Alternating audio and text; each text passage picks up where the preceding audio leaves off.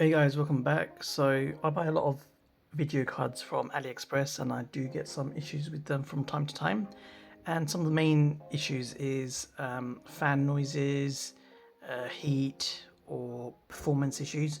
So I just want to address how I kind of go about those to fix those. So the first one is fan noise. So sometimes these fans are quite bad. So one thing you can do is replace them with the better quality ones. Obviously, that's not an option. So sometimes these fans are actually not screwed in properly.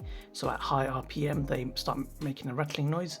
So this one give you can see that one's not as bad, but this one's quite. It starts moving. It actually touches the heat sink a little bit if you put too much pressure on. So one thing you can do is first see if they go down first. Some of them do, some of them don't. But what you can also do is screw the little screws in. So that's one of the things that you can do, and also make sure all your case screws or on all the other bits is screwed down, because sometimes they make a rattling noise. So that's one thing I do to reduce rattling noises from fans or the actual GPU itself. The next issue is heat. So normally with these AliExpress cards, the cheaper ones normally are refurbed, and sometimes the heatsink is dirty. So just strip it out and clean the heat sinks. Do a repaste and change thermal pads if you can. Once you've done that, if you want to get further heat reduction, you can also remove the backplate. So I've done it on the 5700 XT, which is the Soyo branded one, and I did reduce the temperature quite a bit because it was blocking some of the key areas, such as, say for instance, this bit. So now the air can just flow out really quickly, and it did reduce the hotspot. Another thing you can do is also undervolt the card, and that does give you better performance. Another key thing that people don't do is adjust the fans. So you can do that in MSI Afterburner, or if you're using an AMD card, use the AMD tool and change it to a better curve. And one thing you can also do is make sure you have good airflow. So make sure you go into your BIOS settings and change your settings curve for your case fans. So that does improve airflow, and it will reduce your GPU temps, because sometimes people leave their case fans default settings and they might be a little bit low. So that's probably worth doing that, and you can probably see with these combined improvements, you'll see a huge reduction in temperatures. And the other area is power or performance or lack of power. So what I found is AliExpress sellers generally limit the power draws. I think they do that because they want to get less crashes from their cars, because obviously some of these cars have been mined on, and if customers are experiencing crashes, then they don't want to give out refunds. So what they do is they reduce the power draw or use mining VBIOSes. So that limits the performance of the card, and you get less crashes, because obviously you're not hitting the peak. So amateurs would never see the performance hit.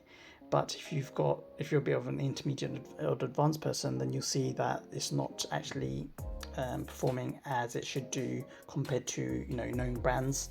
So one thing you can do is, obviously, as a beginner, you can just increase the clock speed and the power limit in MSI Afterburner. But if you want to go further, you can use on AMD cards a tool called More Power Tools, and change the settings yourselves to increase the frequency a lot higher than you would have access to in MSI Burner. I did make a video on that, so I'll link that in. You can see how to do that. But generally, the More Power Tools gives you access to put in higher voltage, higher frequency, etc. So what I've done with this one, which is the 5700, I managed to overclock it over the standard 5700 GPU clock, closer to the 5700 XT, and it was actually performing about 5% below the 5700 XT, which is really good performance. But not all cards would get that kind of performance. It all depends on silicon, but that's one thing you can look at if you're getting reduced power. And another thing I've just remembered is a area where people have issues with drivers with Nvidia, I normally stay away with Nvidia M cards purely because they don't officially aren't compatible with their drivers. So the M cards are normally steer clear from. I know they do work. You can mod your own driver after there's an update. You can mod it, extract it, mod it, etc. But it's too much hassle. Every time there's a new update, you'll have to update it, or you'll have to use the one that seller gave. And sometimes they have viruses, or they don't give you that support in the future when there's a new release come out. So normally I stay away from that. With AMD ones, they do work with the official drivers, but again, I don't buy M cards purely because after I've reviewed them, used them, I tend to sell the cards on or put them in builds, in PC builds, and sell them on. And it's a lot harder to sell M cards because UK is not really that aware of M cards. I know Russia and Brazil are big areas, and Spain maybe, where they buy those M cards and they're aware of those cards existing and the performance. But in UK, it's fairly new. People generally normally just buy new cards or buy from second-hand market. They don't really use Aliexpress.